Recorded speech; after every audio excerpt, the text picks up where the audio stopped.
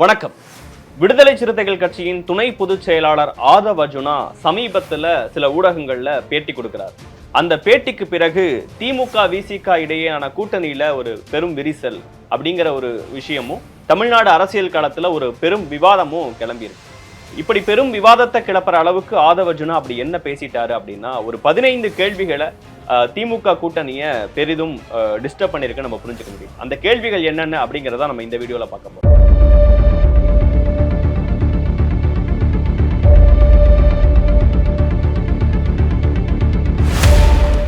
கேள்வி 1. 4 வருஷத்துக்கு முன்னாடி சினிமால இருந்து அரசியலுக்கு வந்தவங்க துணை முதல்வர் ஆகணும்னு ஆசைப்படும் போது 40 வருஷமா அரசியல் களத்துல இருக்கக்கூடிய திருமாவளவன் துணை முதல்வர் ஆனா என்ன தப்பு? இந்த கேள்வி நேரடியா உதயநிதியை குறி வச்சு திருமாவளவனோட கம்பேர் பண்ணி ஆதவ் அர்ஜுனா பேசியதாக புரிந்து கொள்ளப்படுது. அந்த கேள்வி திராவிட முன்னேற்ற கழக தொண்டர்களை பெரிதும் டிஸ்டர்ப் பண்ணிருக்கிறதா பார்க்க முடியும். கேள்வி 2. வட மாவட்டங்கள்ல விசிகாவோட துணை இல்லாம திமுக ஜெயிக்க முடியாது அப்படிங்கிற ஒரு கருத்து திமுகவினரை பெரிதும் தொந்தரவு செஞ்சிருக்கக்கூடிய ஒரு விஷயமா பார்க்கப்படும். கேள்வி 3. எந்த விதமான குறிப்புகளும் கையில இல்லாம 2 மணி நேரத்துக்கு மேலாக உரையாற்றக்கூடிய ஒரு திறமை எங்க தலைவர் திருமாவளவன் அவர்களுக்கு இருக்கு அப்படின்னு ஆதவ் அர்ஜுனா குறிப்பிட்டாரு. அவர் யார மைண்ட்ல வச்சு இந்த விஷயங்களை ஆதவ் அர்ஜுனா பேசுறாரு அப்படிங்கிறதும் திமுக கூட்டணியினரையும் பல தலைவர்களையும் டிஸ்டர்ப் பண்ணிருக்கிற ஒரு விஷயமா பார்க்க முடியும். 4வது, விசிகாவின் துணை இல்லாம ஜெயிக்க முடியும் அப்படின்னா தனித்து நிற்கக்கூடிய துணிச்சல் திராவிட முன்னேற்ற கழகத்துக்கு இருக்கிறதா அப்படிங்கிற ஒரு கேள்வியும் ஆதவ் அர்ஜுனா கிளப்பி இருக்கிறாரு. அதோட சேர்த்து ஜெயலலிதா அவர்களையும் ஒப்பிட்டு பேசின விஷயமும், ஜெயலலிதா அவர்கள் எப்படி தனித்து போட்டியிட்டு வென்றாரோ அது போல தனித்து போட்டியிட்டு வெற்றி பெற வேண்டியது தானே அப்படிங்கிற கேள்வியை ஆதவ் அர்ஜுனா எழுப்பினதும் ஒரு மிகப்பெரிய விவாதத்தை கிளப்பியிருக்கு. கேள்வி 5. கூட்டணியா சேர்ந்து போட்டியிட்டு அனைவரும் வென்று ஒரு ஆட்சி அமைக்கும் போது அங்க அதிகாரத்துல பங்கு கொடுங்கன்னு கேட்கும் போது அப்ப அதிகாரத்துல நீங்க பங்கு கேட்கலாமான்னு கேட்கறது மாமன்னன் படத்துல வரக்கூடிய வில்லனோட மென்டாலிட்டி அப்படின்னு ஆதவ் அர்ஜுனா பேசினது யாரை நோக்கி எழுப்பப்பட்ட கேள்விங்கிறது முக்கியமான விஷயமா பார்க்கப்படும். இந்த மாதிரியான விஷயங்களை அவர் முதல் பேட்டியில தெரிவித்ததற்கு பிறகாக அதற்கு திராவிட முன்னேற்ற கழகத்தின் துணை பொதுச் செயலாளர் ராசா செய்தியாளர்களை சந்திச்சு ரியாக்ட் பண்றாரு. புதிதாக கட்சியில் சேர்ந்த சில விஷயங்களை பேசுறாங்க, அதுல சில முரண்கள் இருக்கு, திருமாவளவன் அவர்கள் ஆதவ் அர்ஜுனா மேல நடவடிக்கை எடுக்கணும், அதோட சேர்ந்து இது போன்ற கருத்துக்கள் வட மாவட்டங்கள்ல விசிகா இல்லாம திமுக ஜெயிக்க முடியாது, இல்ல கூட்டணி ஆட்சி, இது போன்ற சில கருத்துக்கள் பாஜகவுக்கு துணை போறதுக்காக யாரோ சிலரால பேசப்படுதுங்கிற சந்தேகம் எனக்கு எழுது அப்படின்னு ராசா பேசியதற்கு பிறகாக வந்த எதிர்வினைகளும் சில முக்கியமான விஷயங்களா பார்க்கப்படுது. அதுல மிக குறிப்பான ஒன்று, நேற்று புதிய தலைமுறை தொலைக்காட்சிக்கு ஆதவ் அர்ஜுனா பேட்டி அளிக்கிறாரு.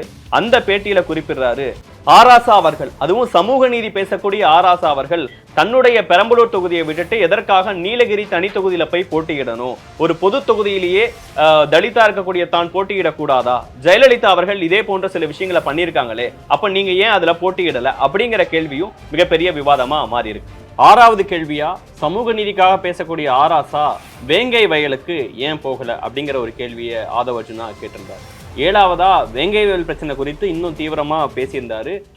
மலம் கலந்த ஒரு தண்ணியை ஒரு 4 நாட்கள் அந்த குழந்தைகள்லாம் குடிச்சிருந்தாங்க, அந்த குற்றவாளிகளை இன்னும் கண்டுபிடிக்க முடியலையா, சப் இன்ஸ்பெக்டர் லெவல்ல தீர்க்க வேண்டிய பிரச்சனையா இதை பாக்குறோம், இதற்கு பின்னாடி இருக்கக்கூடிய பொலிட்டிக்கல் போர்ஸ் யாரு, போலீஸ் டிபார்ட்மெண்ட்டை கேள்வி கேட்கிறமே ஆனா அந்த டிபார்ட்மெண்ட்டை வச்சிருக்கக்கூடிய பொலிட்டிக்கல் போர்சஸை கேள்வி கேட்க மாட்டோமே அப்படிங்கிற கேள்விகளையும் ஆதவ் அர்ஜுனா கேட்டிருந்தாரு.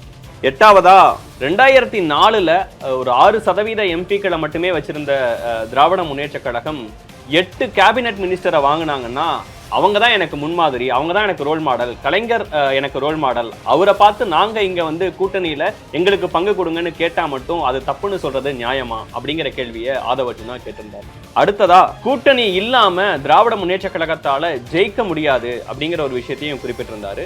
இப்ப நாடாளுமன்ற தேர்தலுக்கு பிறகாக 40 தொகுதிகளையும் வெற்றி பெற்றதற்கு பிறகாக 200க்கும் மேற்பட்ட சட்டமன்ற தொகுதிகளில் திராவிட முன்னேற்ற கழகத்தால ஜெயிக்க முடியும் அப்படிங்கிற ஒரு பர்செப்ஷன்ல டிஎம்கே 200 தொகுதிகளில் 2026ல் வெற்றி பெறணும் அப்படின்லாம் பேசிட்டு இருந்து செஞ்சிட்டு இருக்கக்கூடிய, அதற்கான செயல் திட்டங்களை வகுத்து இருக்கக்கூடிய சூழல்ல திராவிட முன்னேற்ற கழகத்தால தனித்து போட்டியிட்டா ஜெயிக்க முடியாது அப்படிங்கிற விஷயத்த ஆதவ் அர்ஜுனா குறிப்பிட்டதும் ஒரு விவாதத்தை கிளப்பியிருந்தது. அதற்கு பிறகு 2026ல் எந்த கட்சிக்கும் தனித்து பெரும்பான்மை கிடைக்க வாய்ப்பில்லை அப்படிங்கிற கருத்தும் திமுக கூட்டணியை அவங்களுடைய வெற்றியை கேள்விக்கு உள்ளாக்க ஒரு விஷயமா பார்க்கப்படுது. அதற்கு அடுத்த முக்கிய கேள்வியா ஆராசா தொடர்பான கேள்விக்கு பாஜக செயல்பாடுகளை எதிர்த்தாலே ஆன்டி இண்டியன் ஹச்ராஜா முத்திர குத்துற மாதிரி இங்க இருக்கக்கூடிய திமுக அரசுல ஏதாவது ஒரு தவறு நடக்குது அப்படின்னு மக்கள் நல பிரச்சனைகளை பேசினாவே எங்களுக்கு பின்னாடி பாஜக இருக்கு, பாஜகவுக்கு துணை போற மாதிரி செயல்களை செய்யறீங்களே அப்படிங்கறதே திருப்பி திருப்பி ஆராசா சொல்றது சரியா, திமுக சொல்றது சரியா அப்படிங்கிற கேள்வியும்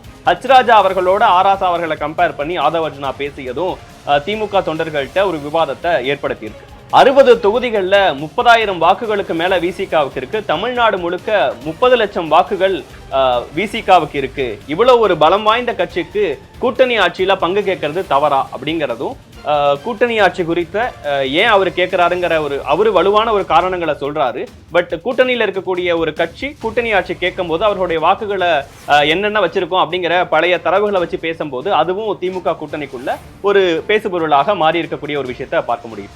அடுத்தது ரொம்ப முக்கியமா தமிழக முதல்வராக ஸ்டாலின் பொறுப்பேற்ற பிறகு கொண்டு வந்த ஒரு திட்டம் மகளிர் உரிமை தொகை அப்படிங்கிறது. இந்த எலெக்ஷனோட ஒரு முக்கியமான ரோலை பிளே பண்ண போறது அந்த 1000 ரூபாய் மகளிர் உரிமை தொகை தான் அப்படின்னு பேசப்பட்ட வந்த சூழல்ல அந்த ஒரு விஷயத்தை நடைமுறைப்படுத்தி தமிழ்நாட்டில் இருக்கக்கூடிய குடும்பங்களுக்கு, குடும்ப பெண் தலைவிகளுக்கு 1000 ரூபாய் உரிமை தொகையை திமுக அரசு கொடுத்துட்டு இருக்கு. ஆனா அது குறித்து பேசும்போது இப்படி ஒரு 1000 ரூபாயை கொடுத்துட்டு அந்த குடும்பத்தின் மற்ற உறுப்பினர்கள் மூலமா அந்த பணம் பெரும்பான்மையான பணம் டாஸ்மாகுக்கே திரும்பி வருது, அதற்கான தரவுகள் என்கிட்ட இருக்கு அப்படின்னு அவர் சொன்னது திமுக மீது பெரும் பற்று கொண்ட பல பேரை ஒரு கோபத்தை ஏற்படுத்தி இருக்கு. திமுக அரசோட ஒரு பிளாக்ஷிப் புரோகிராமா பார்க்கப்படுற உரிமை தொகை குறித்து அவர்கள் கொடுக்கக்கூடிய இந்த பணம் குறித்து அந்த பணம் டாஸ்மாகுக்கு தான் திரும்பி வருதுன்னு வேற ஏதோ ஆப்போசிட் முகாமில் இருக்கக்கூடிய வேற ஒரு கட்சியின் தலைவர்கள் சொல்லல, நம்மளுடைய கூட்டணி கட்சியான விடுதலை சிறுத்தைகள் கட்சியின் துணை பொதுச் செயலாளர் குறிப்பிடுறது ஒரு பெரிய தவறான ஒரு விஷயமா இல்லையா அப்படிங்கிற கேள்விகளை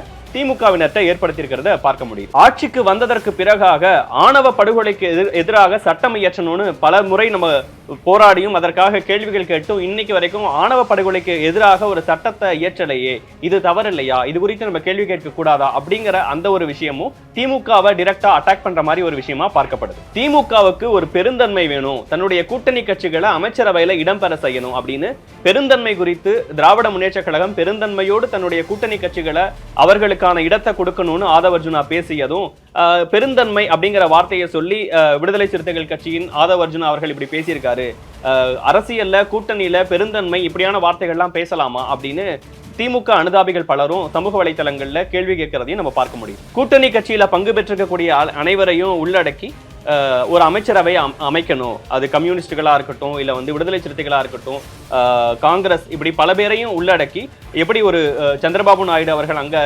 ஆந்திரால ஒரு கூட்டணி ஆட்சியை முன்னெடுத்தாரோ அதே மாதிரி ஒரு கூட்டணி ஆட்சியை தமிழ்நாட்டிலையும் முன்னெடுக்கணும்.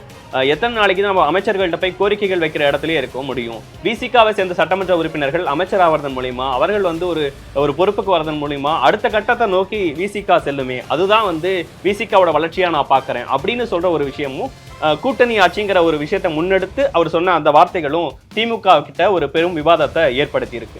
இப்படி விசிகா திமுக ஒரு நல்ல உறவுல இருக்கும்போது கூட்டணியில இருக்கக்கூடிய விடுதலை சிறுத்தைகள் கட்சியின் துணை பொதுச் செயலாளர் தன்னுடைய கட்சி சார்ந்து தன்னுடைய தொண்டர்கள் என்ன நினைக்கிறாங்கிறத வெளிப்படுத்தி அவர் பேசிய விஷயங்கள், அதுல குறிப்பிட்டு சொல்லணும்னா உதயநிதி ஸ்டாலின் அவர்களையும் இந்த 1000 ரூபாய் விஷயம் தொடர்பாகவும் ஆராசா தொடர்பாகவும் அவர் பேசின விஷயங்கள் திமுக ஒரு பெரும் விவாதத்தையே கிளப்பியிருக்கு. அவர் மேல நடவடிக்கை எடுக்கணுங்கிற பல்வேறு விஷயங்கள்லாம் சொல்லியிருக்காங்க. ஆனா தற்போது விடுதலை சிறுத்தைகள் கட்சியின் தலைவர் திருமாவளவன் அவர்கள் திமுக விசிக இடையே எந்த விரிசலும் இல்லை, எந்த சலசலப்பும் இல்லை, ஆதவ் அர்ஜுனா மேல நடவடிக்கை எடுக்கணுமா அப்படின்னு கேட்கப்பட்ட கேள்விக்கு எங்களுடைய நிர்வாகிகள்கிட்ட கலந்து பேசி முடிவெடுப்போம், நடவடிக்கைன்னு சொல்லல முடிவெடுப்போம் அப்படிங்கிற விஷயத்த சொல்லியிருக்காரு. இதுல என்ன நடக்க போகுது, இந்த கேள்விகளுக்கெல்லாம் திமுக விசிக தரப்புல இருந்து என்ன பதில் சொல்ல போறாங்கிறத பொறுத்து தான் பார்க்கணும்.